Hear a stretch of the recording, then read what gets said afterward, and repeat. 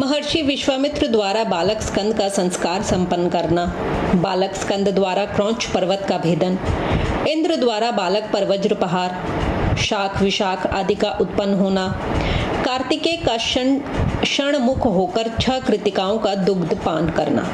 नारद जी बोले, हे देव, हे प्रजानाथ, हे ब्रह्मन, हे सृष्टिकर्ता प्रभु, इसके बाद वहां क्या हुआ इसे आप कृपा कर बताइए। ब्रह्मा जी बोले, हे तात, इसी समय विधाता के द्वारा प्रेरित होकर महाप्रतापी विश्वामित्र स्वेच्छा से घूमते घूमते वहां जा पहुंचे। इस तेजस्वी बालक के अलौकिक तेज को देखकर वे कृतार्थ हो गए और उन्होंने प्रसन्न होकर उस बालक को नमस्कार किया। उस बालक के प्रभाव को जानने वाले महर्षि विश्वामित्र ने प्रसन्नचित्त हो विधि प्रेरित वाणी से उस बालक की स्तुति की। महान लीला करने वाला वह बालक अत्यंत प्रसन्न हुआ और अद्भुत हास्य करता हुआ विश्वामित्र से बोला, हे महाज्ञानीन, आप अचानक स्वेच्छा से यहाँ आ पहुँचे हैं, अतः हे तात, वेदोक्त रीति से मेरा यथाविधि संस्कार संपन्न कीजिए। आज से आप प्रसन्नता पूर्वक मेरे पुरोहित हो जाएं, इससे आप सदा सबके पूज्य होंगे, इसमें संशय नहीं है। ब्रह्मा जी बोले, बालक की यह बात सुनकर गाधी पुत्र विश्वामित्र जी अत्यंत प्रसन्न हो गए और आश्चर्यचकित होकर मंद स्वर से उस बालक से उन्होंने कहा, हे तात सुनो, मैं ब्राह्मण नहीं हूँ किंतु गाधीसुत क्षत्रिय कुमार हूँ। मेरा नाम विश्वामित्र है, मैं तो ब्राह्मण सेवक क्षत्रिय हूँ। हे श्रेष्ठ बालक, मैंने तुमसे अपना सारा चरित्र निवेदन कर दिया। तुम कौन हो? अपना संपूर्ण चरित्र मुझसे कहो, मैं आश्चर्यान्वित हो रहा हूँ। ब्रह्मा जी बोले, विश्वामित्र जी के इस वचन को सुनकर महान लीला करने वाले बालक ने प्रसन्न हो उन गाधी पुत्र विश्वामित्र जी से अपना सारा चरित्र कहा। शिव सुत बोले, हे विश्वामित्र जी, आप मेरे वरदान से ब्रह्म ऋषि हैं, इसमें संशय की बात नहीं है। वशिष्ठादि ऋषिगण भी आदर पूर्वक आपकी प्रशंसा करेंगे, इस कारण आप मेरी आज्ञा से मेरा संस्कार करें। यह सब रहस्य आपको गुप्त ही रखना चाहिए, कहीं नहीं कहना चाहिए। ब्रह्मा जी बोले, हे देवर्षि, तदनंतर विश्वामित्र जी ने परम प्रेम पूर्वक वेदोक्त रीति से भगवान शिव के उस बालक के संपूर्ण संस्कार संपन्न किए। महान लीला करने वाले प्रभु शिव पुत्र ने भी बड़े प्रेम से महर्षि विश्वामित्र जी को दिव्य ज्ञान प्रदान किया। नाना प्रकार की लीला में पारंगत अग्निपुत्र ने विश्वामित्र जी को अपना पुरोहित बना लिया। उसी समय से वे विश्वामित्र द्विज श्रेष्ठ के रूप में प्रतिष्ठित हो गए। हे मुने, उस बालक ने इस प्रकार जो लीला की वह मैंने आपको बता दी। हे तात, उस बालक की दूसरी लीला मैं बता रहा हूँ, प्रेम पूर्वक सुनो।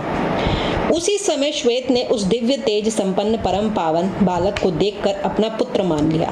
तदनंतर अग्निदेव ने उस स्थान पर जाकर बालक को गले लगाकर उसका चुंबन किया और उन्होंने उस बालक को पुत्र शब्द से पुकारते हुए अपनी शक्ति तथा अस्त्र उसे प्रदान किया। गुह कार्तिकेय उस शक्ति को लेकर क्रौंच पर्वत के शिखर पर चढ़ गए और उस शक्ति से शिखर पर ऐसा प्रहार किया कि वह शिखर पृथ्वी पर गिर पड़ा। उस बालक का वध करने के लिए सबसे पहले 10 पद्मवीर राक्षस वहां आए, किंतु कुमार के प्रहार से वे सभी शीघ्र ही विनष्ट हो गए। उस समय सभी जगह महान हाहाकार मच गया। पर्वतों के सहित सारी पृथ्वी और त्रिलोक के कांपने लगा।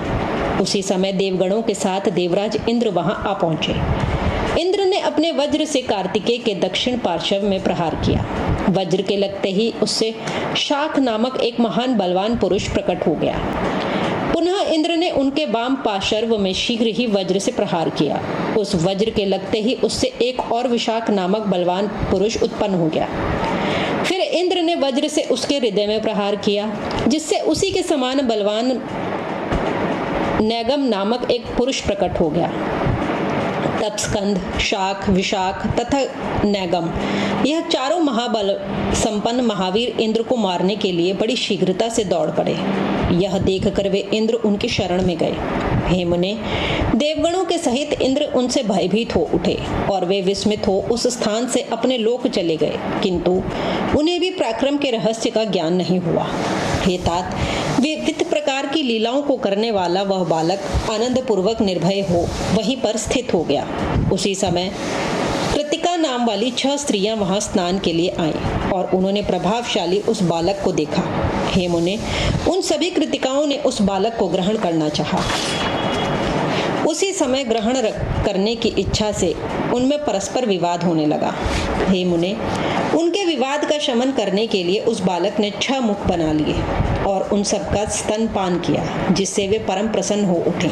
हे मुने, फिर उस बालक के मन की गति जानकर वे सभी कृतिकाएं प्रसन्नता से उसे लेकर अपने लोक चली गईं। उन्होंने सूर्य से भी अधिक तेजस्वी तथा स्तनपान की इच्छा करने वाले उस कुमार नाम वाले बालक शिवपुत्र को अपना दूध पिलाकर बड़ा किया। वे प्राणों से भी अधिक प्रिय उस बालक को कभी आंखों की ओट न करती। जो पोषण करता है उसी का वह पुत्र होता है। जो वस्त्र एवं आभूषण इस त्रैलोक्य में दुर्लभ हैं, उन सभी वस्त्रों एवं श्रेष्ठ भूषणों को प्रेम से वे उस बालक को प्रदान करती।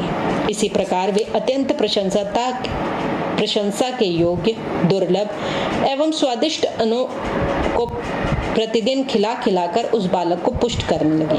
हे तात, इसके बाद एक दिन कृतिकाओं के उस पुत्र ने दिव्य देव सभा में जाकर बड़ा सुंदर चरित्र किया और महान लीला करने वाला वह बालक संपूर्ण देवताओं सहित विष्णु को अपना महान अद्भुत ऐश्वर्य दिखाने लगा।